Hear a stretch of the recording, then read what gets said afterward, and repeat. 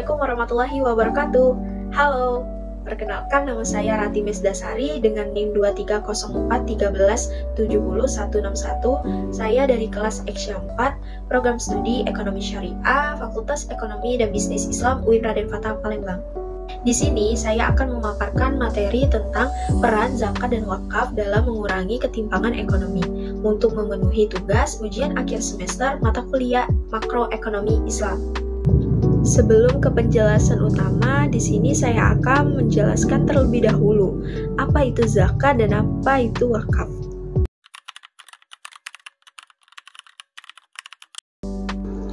Yang pertama itu ada zakat.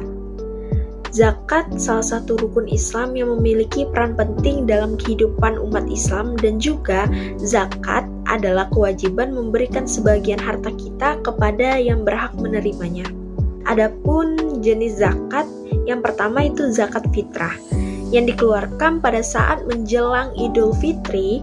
Yang kedua itu ada zakat mal, dikenakan pada harta tertentu seperti emas dan perak. Yang ketiga itu ada zakat perusahaan, dikeluarkan berdasarkan keuntungan dari perusahaan tersebut. Dan yang keempat itu ada zakat profesi, dikenakan pada penghasilan pekerjaan seseorang. Zakat tidak hanya merupakan kewajiban agama, tetapi juga alat untuk mencapai keadilan sosial dan kesejahteraan ekonomi dalam masyarakat. Selanjutnya wakaf, yaitu dapat kita artikan menyedekahkan sebagian harta kita untuk kepentingan umum yang tidak boleh dijual, diwariskan, atau dibagikan kepada orang lain. Contoh dari wakaf yaitu ada wakaf tunai dalam bentuk uang diwakafkan dengan tujuan seperti pendidikan dan juga kesehatan. Yang kedua itu ada wakaf barang, yaitu harta tetap seperti tanah dan juga bangunan untuk dimanfaatkan kepada masyarakat sekitar.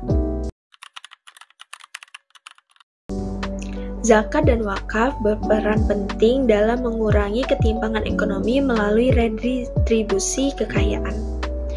Zakat ini berfungsi untuk membantu menyalurkan kekayaan dari orang kaya kepada yang membutuhkan sehingga dapat mengurangi kesenjangan ekonomi. Dan wakaf yaitu memberikan sebagian harta kita untuk dimanfaatkan dalam jangka waktu tertentu untuk kepentingan umum sesuai dengan syariat Islam. Harta yang dapat diwakafkan harus bersifat tetap, contohnya seperti tanah dan bangunan, dengan tujuan untuk mendekatkan diri kepada Allah dan memberikan manfaat kepada masyarakat. Adapun solusi agar peran zakat dan wakaf dapat mengurangi ketimpangan ekonomi. Yang pertama, itu membangun sistem pengelolaan zakat dan wakaf yang transparan agar masyarakat percaya dan berpartisipasi. Yang kedua, menyediakan pelatihan bagi pengelolaan zakat dan wakaf agar lebih efektif dalam menyalurkan bantuan. Dan yang ketiga, itu bekerja sama dengan pemerintahan dan lembaga swasta agar menciptakan program yang terintegritas sehingga dapat memperluas jangkauan manfaat zakat dan wakaf tersebut.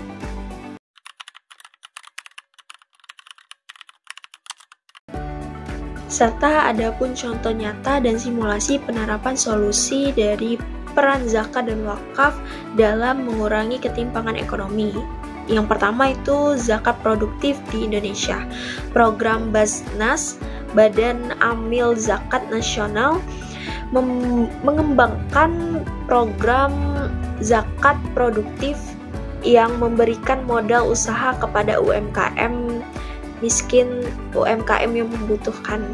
Yang kedua itu peningkatan literasi zakat dan wakaf pada masyarakat yang mengakibatkan partisipasi dan juga kesadaran sehingga mempermudah untuk mengumpulkan dana dan juga pendistribusian yang lebih efektif.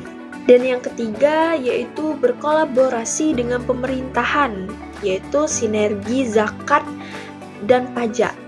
Nah, dalam itu pengelolaan dana dapat mengurangi ketimpangan ekonomi dengan adanya program sosial yang diadakan sehingga dapat memberikan manfaat bagi masyarakat secara luas.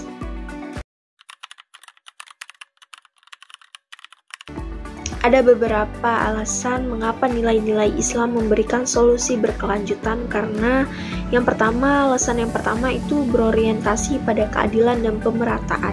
Yang kedua, menjauhkan risiko sistematik melalui penghindaran riba dan spekulasi. Yang ketiga, selalu mengutamakan etika dan moralitas dalam bisnis. Dan yang terakhir itu menjaga keseimbangan antara manusia, lingkungan, dan Tuhan, sehingga ekonomi Islam dapat menawarkan solusi yang lebih berkelanjutan dan adil dibandingkan dengan pendekatan konvensional, menciptakan kesejahteraan bagi seluruh masyarakat. Mungkin itu saja yang dapat saya sampaikan. Mohon maaf apabila ada kesalahan. Kepada Allah saya mohon ampun. Terima kasih. Wassalamualaikum warahmatullahi wabarakatuh. Oke teman-teman, terima kasih sudah menonton videonya.